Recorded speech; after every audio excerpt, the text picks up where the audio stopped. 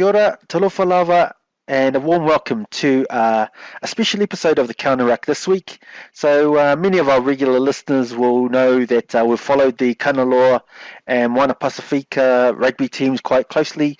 So I'm happy to have on our show today, this week, Kanaloa CEO Tracy Atiga. So Tracy, thanks for jumping on with us today. Thanks for having me, Stace. Good to be here. Yep, no worries. So Tracy, a big reason why we wanted you to come on is because when I have conversations with hardcore Polynesian rugby people and rugby fans, and ask them, what do you think of the Polynesian teams that are coming into Super Rugby, and the proposals and the pros and cons of Moana Pasifika and Kanaloa. I just get a lot of blank looks and a lot of sort of inaccurate information. So rather than sort of add to that speculation, I thought it'd be better for us to just come straight to the source and get you to talk through things and just clear a lot of that misinformation around what's really been going on. So I suppose let's just start at the start. How did Kanaloa sort of come into existence, and how did you get involved with the vision of Kanaloa? So, Kanaloa itself actually stemmed from a company that we started about 16 years, actually about 17 years ago. And at the time it was called New Sports Generation Limited. And it was essentially myself, my husband, and my husband's brother Ben Atiga, and a few of our mates who played professional rugby at the time. So people like John Afoa, Jerome Kaino, Moso, which is Anthony Toitavake, Benson Stanley. So, we're all mates and we all played rugby together growing up. And all of a sudden now we had, players who were professional and wanting to give back to the game. They were making really good money, and they knew that they were now leaders in the community, Pasifika leaders. And so my husband and I, we basically set up a company where the boys could come together. And actually that extended to women as well. So I forget, Linda Itinu was part of our crew as well. They came on board with us. We set up coaching clinics all over South Auckland for free. And then we ran the same model in, suburbs like Remuera and Epsom at a cost price. So it was sort of like a Robin Hood model where we'd deliver something at a cost price in the city where people could afford it, and then we'd subsidise or offer free in South Auckland.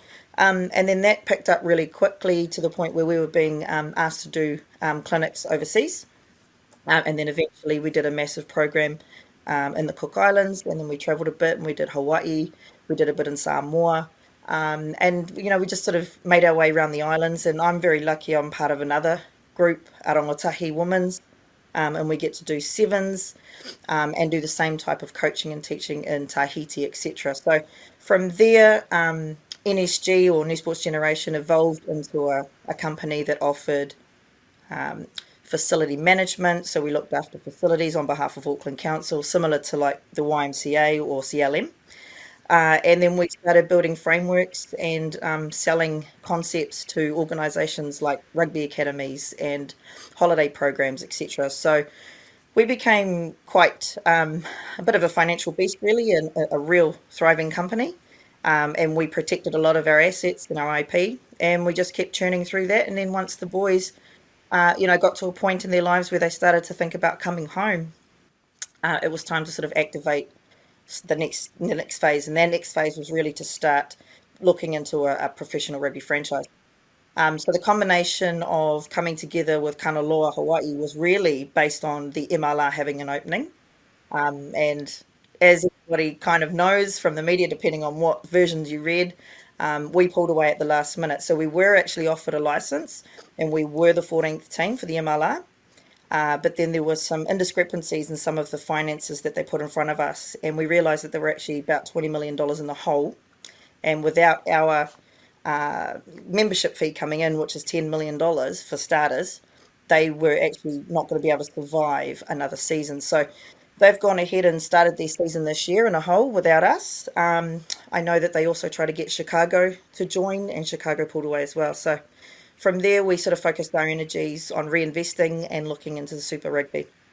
And so that's what brought us here. And basically, we went through the bid, and that's a whole nother question, I'm guessing, but that's how we came to this part. Nice. Yeah. It's interesting when I brought up the misinformation before. So you talked about the MLR and that bit, and some of just playing devil's advocates. A lot of the critics have said, "Oh, they couldn't get that to work or whatever," and now that their plan B is to come into Super Rugby and all the rest of it. So I'm just happy that you were able to clear a lot of that up. So for a lot of our listeners as well, that's some of the feedback that we've got.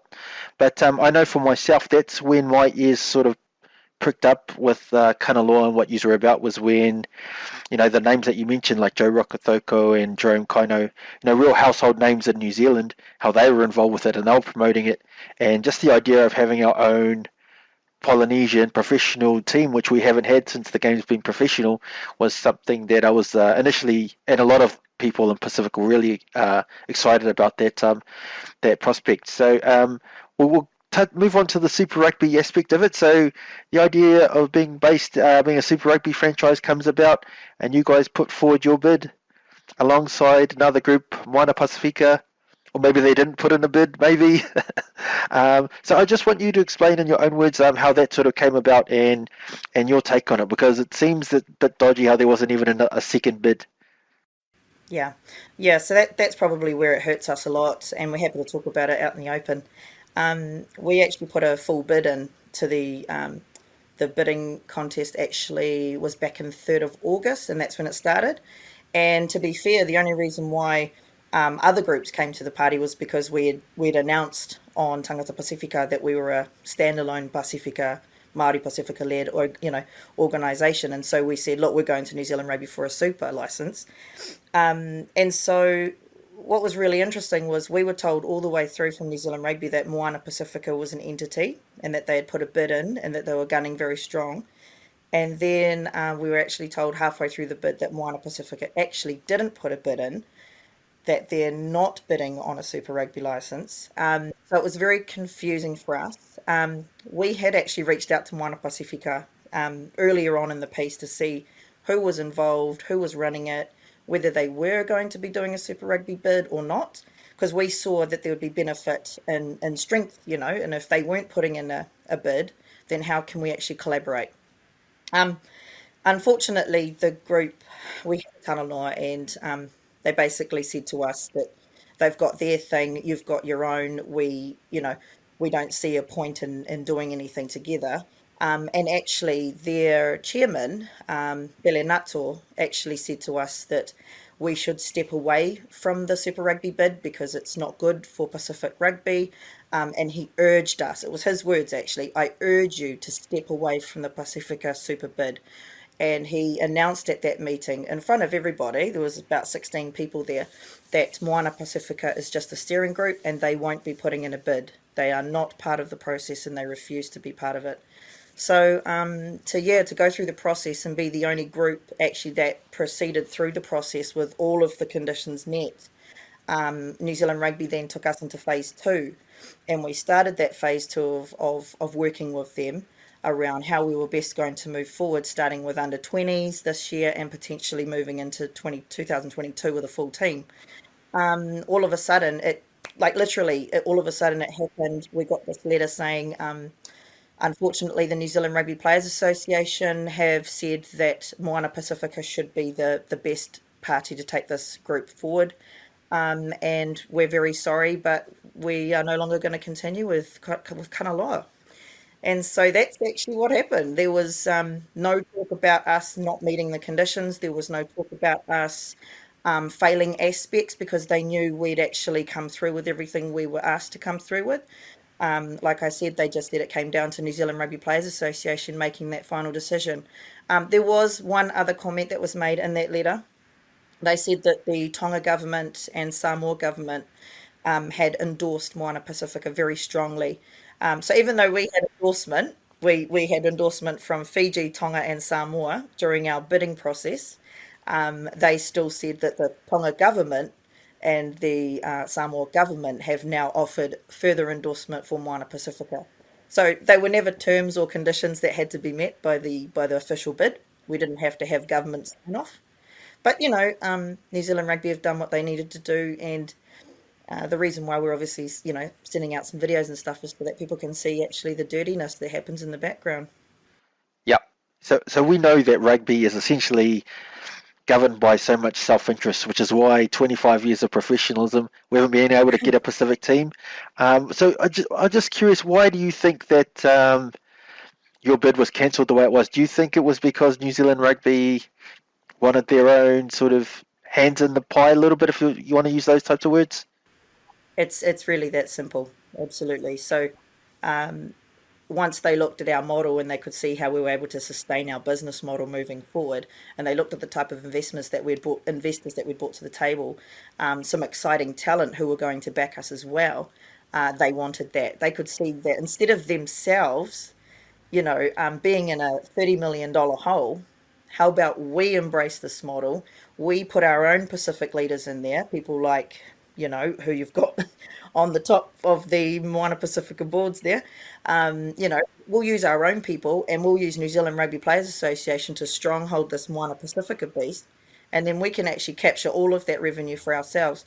When we presented to them that we had Sky TV that were willing to offer us a portion of the broadcasting fees potentially, and they came to us with an opportunity to do Kanaloa TV, very similar to Warriors TV. I mean, that kind of stuff scared New Zealand Rugby because all of a sudden now we're, potentially taking business away from them. And then you've also got the issues that come through, which is your Pacific Reset funds, which is money from New Zealand government, Pacific Reset funding from Australian government. So these are all big $1 million funds that New Zealand Rugby, Australia Rugby, World Rugby rely on to actually capture Pacific Island nations players. So we're aware of that and we knew all the way through. So it was really important that we were able to share that stuff with the rest of the world, basically.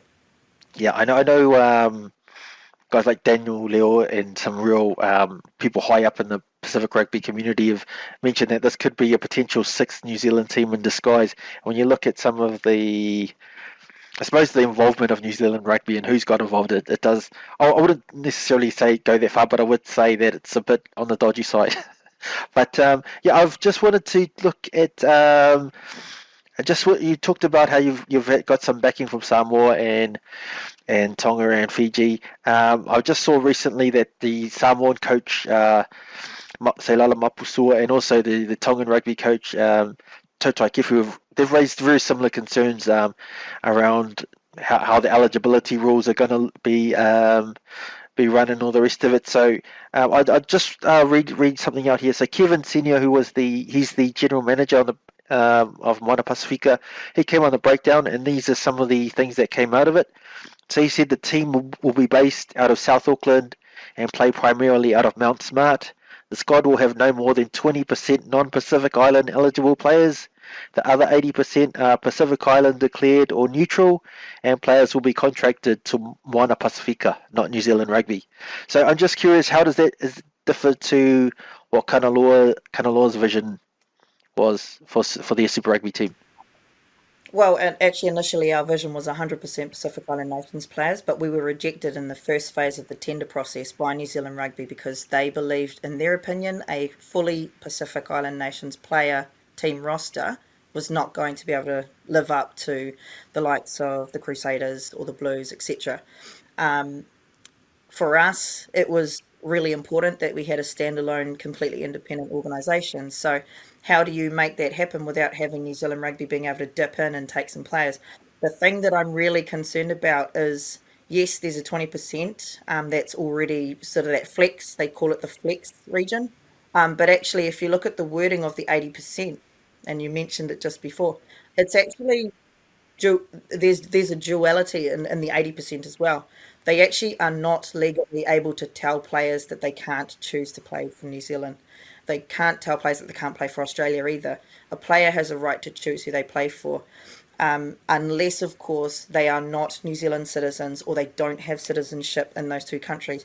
So I'll give you an example. We had a player on our team roster, and it was a wee bit of an experiment to see how New Zealand Rugby would deal with this. On our team roster proposal, we had a player who was based in New Zealand, born in Tonga, did not have New Zealand citizenship, and is currently eligible for Tonga. And once he gets New Zealand citizenship, sorry, he'd be eligible for New Zealand. the high performance manager for, or general manager, sorry, for professional players for New Zealand Rugby, straight away looked at that list and said, that player, you can't have him. He's on our radar. We are looking at putting him into a Super Rugby contract soon. He's doing really well. So yeah, he's off limits. And that was the language that we were dealing with while we were going through this bidding process. So there were actually two players. I don't want to out them, but there were two players. One was of Fijian heritage and one was Tongan heritage. So to me, if I'm dealing with the high performance team and they're talking in that tone with me, and they're worried about losing players who aren't even eligible right now for New Zealand, I'm concerned about that dual process, the 80% of players who are potentially, eligible for New Zealand and the home nations as well. Yep. Yeah, they put that in there quite quickly. So the other 80% Pacific Island declared or neutral, and I know for us on the Counter Ruck that also raised a few eyebrows about. I remember they had the Pacific Islanders team that played, I think 2004, and they had these, I suppose, some neutral guys. Sivi Vatu was one who ended up getting snapped up by the All Blacks straight away, and Sione Lawaki was the other one. So I thought that neutral could be very similar, where they'll just take the two or three best guys they like, and then and do something similar to that. But I'm just curious, have you had any sort of consultations or conversations with the Samoan coach and the Tongan coach, Tatai Kefu and Selala Mapusua? Because from their comments, they sound like they've got a few concerns about Moana Pasifika. Yeah. Obviously we know Lala and we know, we know, everybody knows everybody in the circuit. I actually used to work for Tonga Rugby, and I also worked for Cook Islands Rugby. So, once you've been in the international sort of Pacific community, you know everybody. So it's really important that we keep our coaches safe. So we actually haven't engaged directly with any of the coaches. We only ever directly engaged with higher levels. And the reason why we did that, so we only ever talked to the boards. We didn't even talk to the, oh, actually, no, I lie. We talked to Samoa's CEO, because it was a little bit Samoa. So we've never talked directly with the coaches. Actually, Lala was appointed after the bidding process started, so it was important that we keep that separation. But yeah, I feel for them because you only have to look at some of the stuff that's in the documentary that Dan Leal put out, as to who's in control, and you've got to be really careful if you start saying things in those industries, your head's on a chopping block. You're very easily replaced. So if you are not seen in the public eye to be agreeing with the processes that are in place by the people who own the purse, then you could very easily find yourself out on the streets and you've got nothing.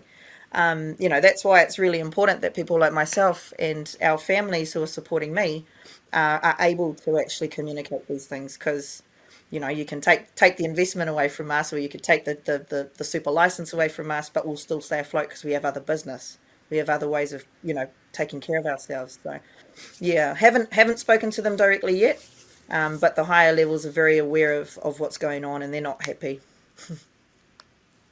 Yeah, yeah. So, just you talked about some of the language that has been used in the meetings. So I watched those videos. There was some quite damning sort of dialogue with Brent Impey, who's the chairman of New Zealand Rugby. I know Rob Nichol has said some quite interesting things. Um, I thought Brent Impey said that it was a lose-lose for you guys to get involved. So do you feel like maybe you guys were essentially never in the running? And have you had any response from any of those guys in return in regards to what you guys have been doing? Mm. Um, the short answer is no. Every time we try to reach out with Rob Nichol, or his staff, they basically just hide behind emails and they say he's not busy or he's not available, whatever.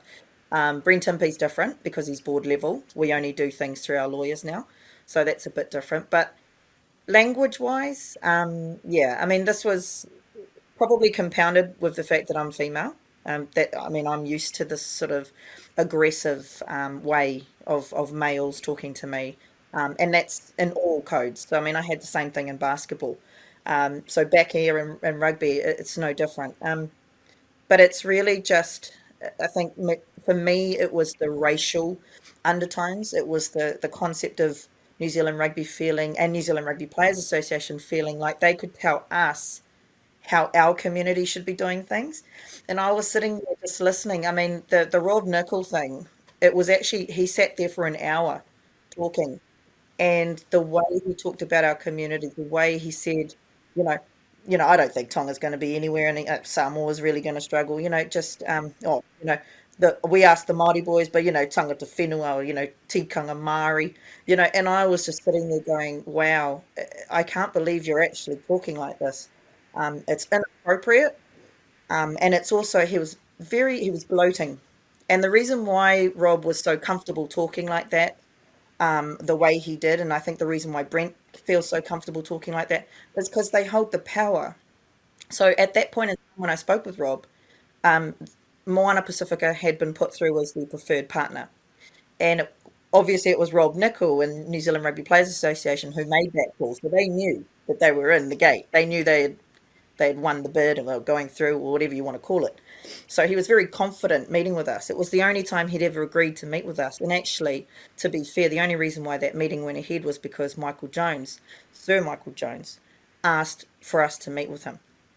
So the language is shocking. It's all about, Balangi knowing way more than Pasifika or Māori, and it's very in your face, and it's hard to manage, but you just have to know that you've got to, stick it out, listen to the facts, and then do what we've done, which is bring that awareness to the community about how we're actually being used and abused in the system.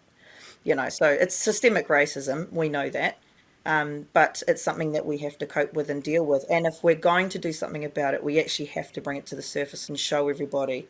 So I've had a lot of feedback, obviously, from the videos, and a lot of the feedback, especially from my European colleagues, is that they could not believe that language or the way that they were speaking was even possible. They actually had to hear it for themselves to fully understand and embrace the struggle we go through. Yeah. Yeah, and so that's why it was so crucial that we released those videos, so that people could actually understand. It's one thing for me to tell you the story about how Rob spoke to me like this, and Mr. MP spoke to me like this, but to actually hear them talk like that about our community, about our people, and about me in particular as well, while I was in those conversations, that paints a pretty clear picture. It's not, can't be, you know, there's no murky there. You're hearing it straight from the horse's mouth. So I suppose my next question is, what's next for Kanaloa? Not that the Super Rugby bid has been lost per se, but you're very financially secure as a team and as a company. So, I mean, what's next if the Super Rugby bid falls through? Obviously, you aren't going to give up on it yet, but what's sort of next for Kanaloa? Yeah, so we won't give up on Super Rugby this year, and we won't give up on Super Rugby next year or the year after. We'll just keep plodding along. So the beauty of us is that we've been around for 16 years doing this for free, for community. We do this because we love to. And we've built a following, and we've built, credibility in the community. So for us, we might miss out this year on a super license for next year. We might miss out 5 years' time. But at the end of the day, I mean, if you look at the other CEOs around, they're in their mid 50s to, mid 60s. I'm only 38 years old. So I'm going to keep doing this for as long as it takes for our community to have a team that is 100% Pacific Island nations, owned and operated by Pasifika Māori, and that's just the way it's got to be. We'll just keep plodding along. But the truth is, and I've said this before, money talks. And come June 30th, if Moana Pasifika and the Dura don't have the investment that they need, it's going to happen because, New Zealand Rugby need that team. So they'll just come calling. They'll call us. They'll call the Dragons, and they'll call the Lions, because don't forget, it wasn't just us that applied. There were other very heavily financially backed industries as well, organisations as well. So it wasn't just Kanaloa that had investment. There was at least two or three others who had. Well, one was backed by a billionaire. You know, so there are other options, and so I personally have my own little concern about the fact that we were the only Pacifica team that went through. So let's try and make that clear. There was a open call for Super Rugby teams. There were a whole bunch of teams applied. We went through under the Pacifica umbrella, and so did the Drua. They included the Drua separately, and then they pushed us through. And then they brought in Moana Pasifika at the end and said that they were a bidding party, but then that all came out in the wash. So there's all these other teams that have a lot of money, like us, and like I said, the Lions. So it's going to be really interesting to see. At the end of the day, they can't deny, but the Pacifica community a team. If they try, it's just going to be too hard for them. Yep, I 100% agree with that. So yeah, that's very good. I was just about to wrap up the podcast now. So I really hope that you guys do get it across the line. To be fair, we're just about to wrap up our podcast, but I wanted to just get some final thoughts from you with Kanaloa and your whole experience so far, and just anything in general, really. Just some closing words to wrap up our podcast for. Thanks, Stace. I think for me, it's always been about empowering our community to see that we can lead. And more recently, over the last 4 years, I've been helping out with a leadership program, and it's Māori Pasifika trying to lead in these spaces, especially in rugby. And one burning question really hit home, and that was, you're a CEO, and you've been a CEO for over a decade. How come you can't get a job at New Zealand Rugby? And when I got asked that and I couldn't answer it, it was so embarrassing. And I thought, you're right. You're so right. And I didn't try and, act like, oh no, it's just because I don't want to work there. I have tried so hard to work at New Zealand Rugby all my life because that's your dream and your goal, right? Um, but I never got an opening. They never gave me a job. And so what I did was I actually went into New Zealand Rugby and applied for a role, and I ended up getting a role running their All Blacks clinics for a year. And so that was me being able to say, actually, we can triumph this if we try it a different way. And so I did that piece of work, and then I was able to come back to that group that I was mentoring and say, hey, you know, it was really, really hard, but I did it. And this is how I did it. And so I was able to show them the little things that I did, which was a little bit different to what I'd done in the past, so that I could actually get into a role. And then I was actually able to show them what I was able to achieve while I was in that role and then why I stepped away. So I think that's what I wanted to leave with everybody is that, this is more than just a Super Rugby team. This is about Māori Pasifika leading and taking those spaces when we can. And not backing down if someone says you can't do it. Nice, yeah, they're very good words there, words of wisdom there.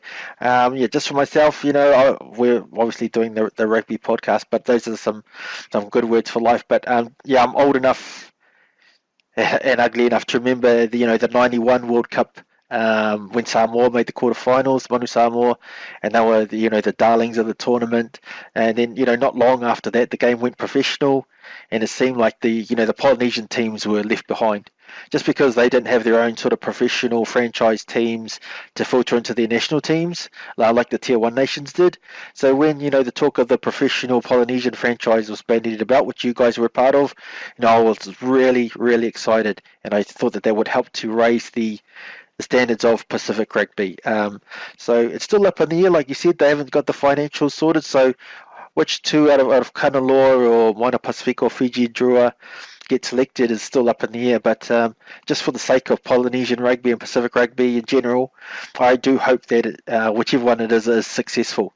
And I hope they get the right support they need without the Tier 1 nations coming in and stealing all their best players.